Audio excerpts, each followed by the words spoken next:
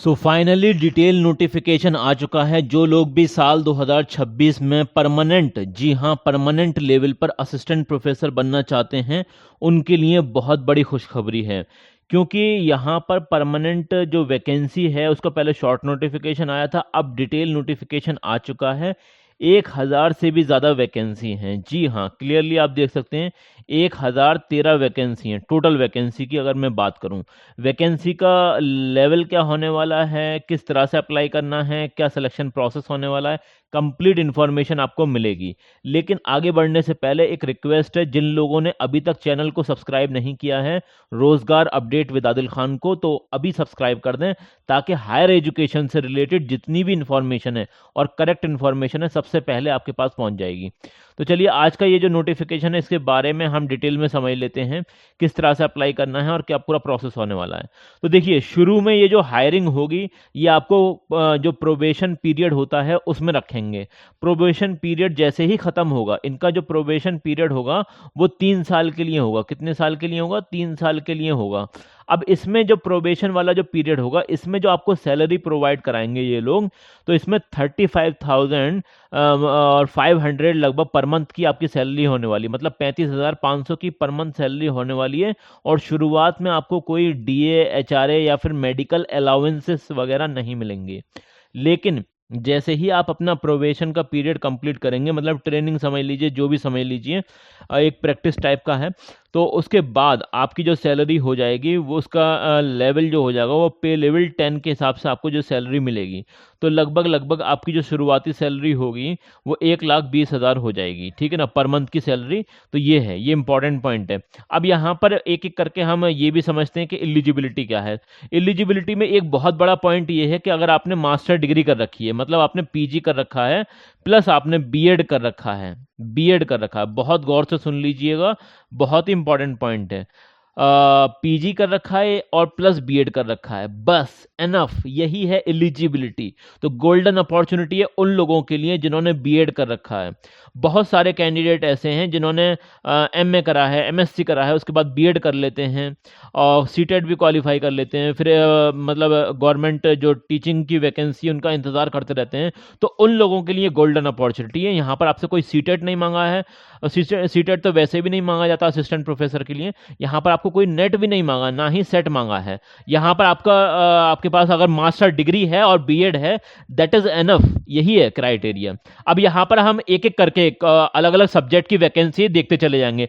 जैसे कि ज्योग्राफी की वैकेंसी आप यहाँ पर देख सकते हैं, तो 14 वैकेंसी है ज्योग्राफी में। फिजिक्स में आप देख सकते हैं तो यहाँ पर 58 वैकेंसी है। ओके, इसी तरीके से बायोलॉजी में आप देख सकते हैं 37 वैकेंसी हैं। केमिस्ट्री में यहाँ पर 41 वैकेंसी हैं। कॉमर्स में 98 वैकेंसी हैं और इकोनॉमिक्स में यहाँ पर 50 वैकेंसी हैं। मैथमेटिक्स में आप यहाँ पर देख सकते हैं तो यहाँ पर जो वैकेंसी है मैथमेटिक्स में वो 105 वैकेंसी हैं। और इसी तरीके से political science one of the most demanding subject है। काफ़ी लोग कमेंट करते रहते हैं कि सर पॉलिटिकल साइंस में वैकेंसी बताइए। तो देखिए, वैकेंसी आई हुई है, अब अप्लाई करने का काम आपका है, ठीक है ना।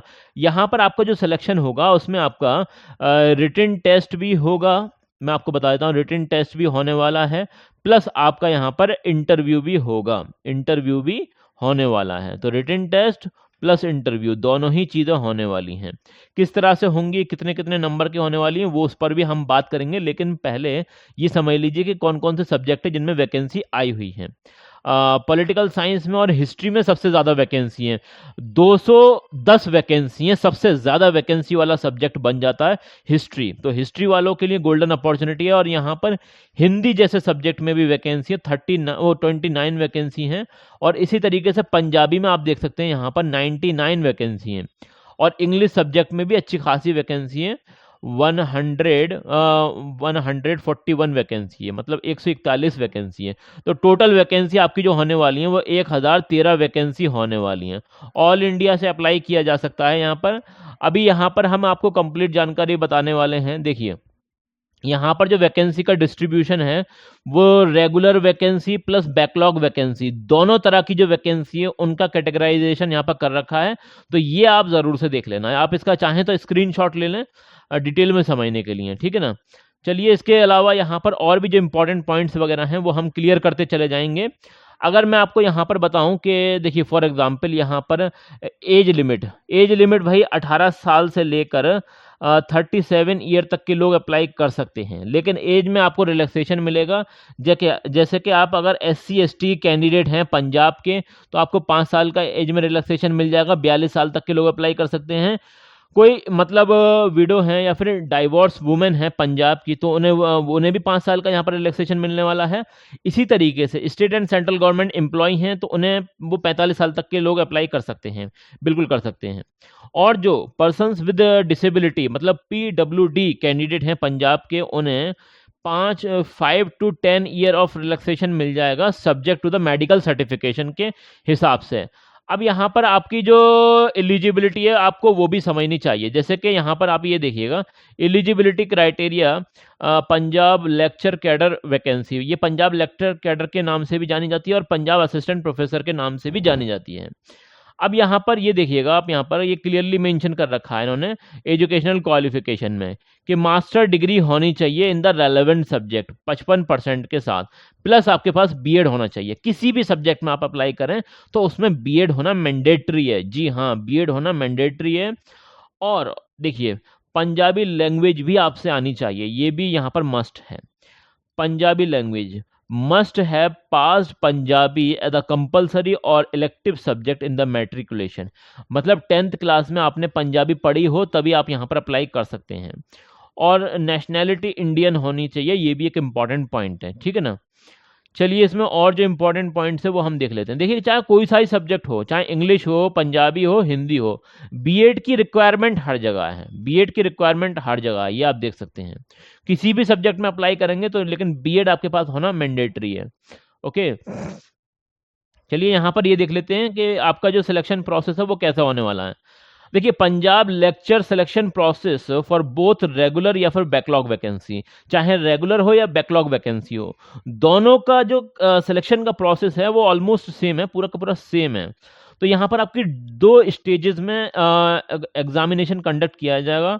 सबसे पहले आपका रिटन टेस्ट होने वाला है। क्या होने वाला है? रिटन एग्जामिनेशन होगा। उसके बाद डॉक्यूमेंट वेरिफिकेशन होने वाला। Candidate must clear category specific cut off, और आपकी जो कैटेगरी स्पेसिफिक कट ऑफ है वो भी आपको क्लियर करनी पड़ेगी, तभी आप जो है नेक्स्ट स्टेज में पहुंच पाएंगे, ठीक है ना।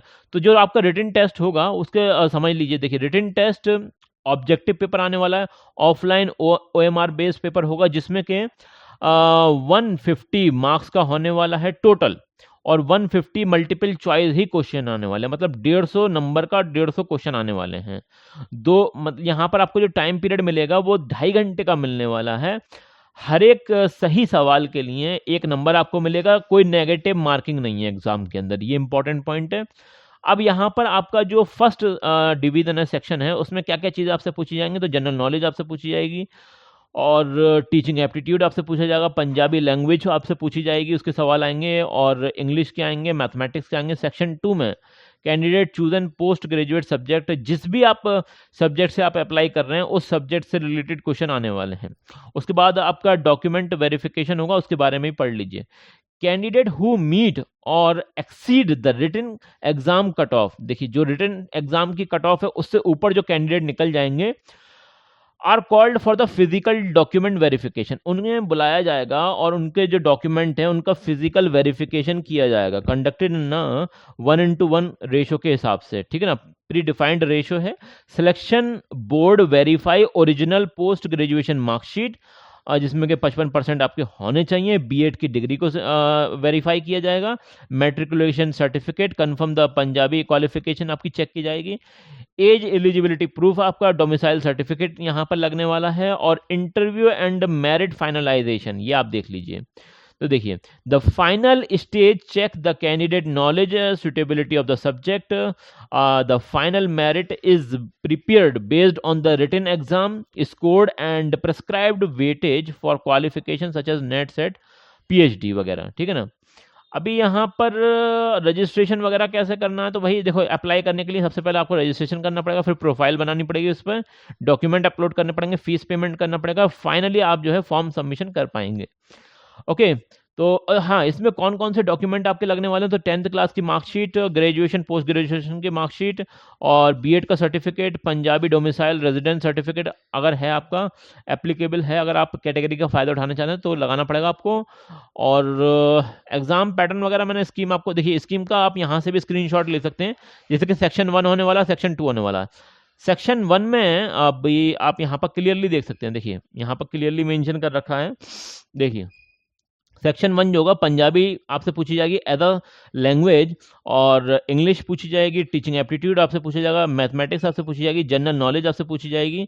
तो इसमें 150 क्वेश्चन 150 नंबर के होने वाले हैं और 2.5 घंटे का टाइम यहाँ पर आपको मिलेगा। और सब्जेक्ट स्पेसिफिक जो टेस्ट होगा आपका, जैसे नेट का आता है ना पेपर, इसी लेवल का होगा, या सेट का जो एग्जाम होता है उसी लेवल का होने वाला है।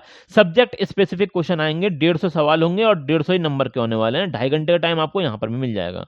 तो भैया यहाँ पर 300 क्वेश्चन होगा, 300 मार्क्स होगा और 5 घंटे का टाइम होगा, अगर हम सारी चीज़ें मिलाएं तो। उसके बाद नेक्स्ट आपका जो फेज़ होगा वो, ये सारी चीज़ें आप देख सकते हैं यहाँ पर। और देखिए मैंने आपको बताया था ना कि आपको शुरुआत में 3 साल के लिए प्रोबेशन पीरियड पर रखा जाएगा, फिर पोस्ट प्रोबेशन मतलब जो आपका प्रोबेशन का पीरियड कंप्लीट हो जाएगा उसके बाद हायर पे मैट्रिक्स के हिसाब से, मतलब जो एकेडमिक पे लेवल 10 होता है उसके हिसाब से आपकी सैलरी मिलने वाली है, जिसमें कि आपका full DA, HRA, medical allowances, mobile allowances, सारी चीज़ें जुड़ जाएंगी। ठीक है ना, तो ये इंपॉर्टेंट पॉइंट है। और इसका फॉर्म जो आपको अप्लाई करना है वो यहाँ से करना है, education directorate, education recruitment directorate Punjab, department of school education, यहाँ से ही आपको फॉर्म अप्लाई करना है। ये आप देख सकते हैं एडवर्टीजमेंट, फ्रेश एडवर्टीजमेंट, जैसे ही आप यहाँ पर क्लिक करेंगे और यहाँ पर डिफरेंट टाइप के जो अलग अलग सब्जेक्ट हैं उनके नोटिफिकेशन आपको डिटेल यहाँ से मिल जाएंगे और यहीं से ही आपको अप्लाई भी करना है। जैसे अप्लाई करने के लिए आपको यहाँ पर क्लिक करना पड़ेगा और सबसे पहले आपको यहाँ पर आई थिंक एक आपको देखिए यहाँ पर यहीं से आपको अप्लाई करना है, कहने का मतलब ये है। और थोड़ा सा आप यहाँ पर देख लेना, यहीं पर आपको लिंक वगैरह भी मिल जाएगी अप्लाई करने की, ठीक है ना। और अगर फिर भी कोई बात समझ में नहीं आती तो कमेंट सेक्शन में बता देना, हम अपनी तरफ से पूरी पूरी कोशिश करेंगे आपके हर एक सवाल का सही और बेहतर जवाब देने की। This video is for education purposes only. Always verify details on official websites. This video is for education purposes only. Always verify details on official websites.